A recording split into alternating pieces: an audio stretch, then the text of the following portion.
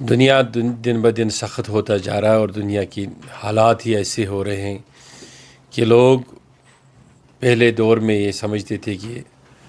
آسمان پر ابر چڑھ گیا اور وہ کہتے تھے کہ شاید کہیں بھی کوئی ایسا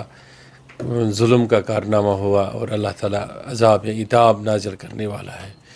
لیکن اب لوگ سنگ دل ہو گئے ہیں، لوگوں کے دلوں میں آر نہیں ہے، اور یقینی طور جب یہ حالت اور کیفیت ہو جاتی ہے اللہ کے راستے سے، اللہ کے رسول علیہ السلام کے راستے سے،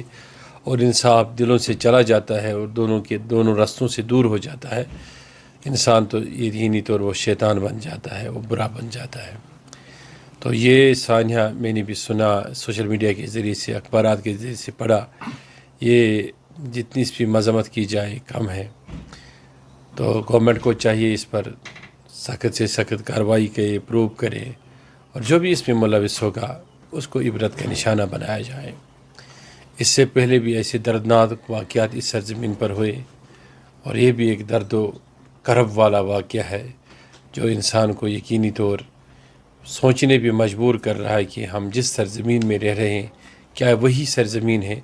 جو شاہ ہمدان کی سرزمین ہے، جو ریشیوں کی سرزمین ہے، جو اولیاء کی سرزمین ہے۔ لہذا اس لیے ہمیں چاہیے کہ ہم خود اپنے معاشرے کا خیال رکھیں اور اپنی سوسائٹی میں، اپنے گرد و نواح میں اپنے آنکھیں کھلے رکھیے۔ عید ایک ایسی نعمت ہے، حضور علیہ السلام نے فرمایا کہ ہر قوم کے لیے دو عید ہے، اور ہمارے لیے دو عیدیں ہیں، ایک عید الاضحیٰ اور عید الفطر۔ چونکہ عید الاضحیٰ بڑی عید کہلائی جاتی ہے، اس دن قربانی ہوتی ہے، اور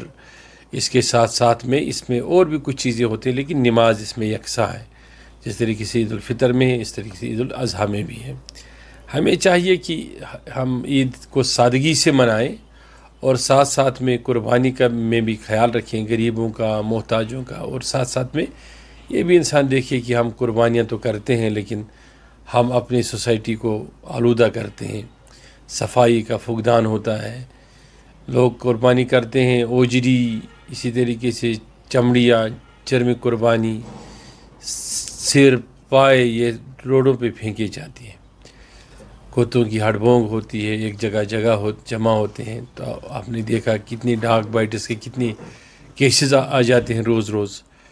تو یہ بھی ایک معاشرے کا اصول اور دستور ہونا چاہیے کہ ہم صفائی آدھا ایمان ہے، اور صفائی کا خیال رکھیں۔ قربانی کرنی ہے تو انسان کو ایک زاویے میں، طریقے میں قربانی کرنی چاہیے۔ اور دوسری بات یہ ہے کہ قربانی کو بھی رسماً انسان نہ کرے، اور قربانی کو عذر و ریا نہ کرے، قربانی اس طریقے سے کریں کہ یہ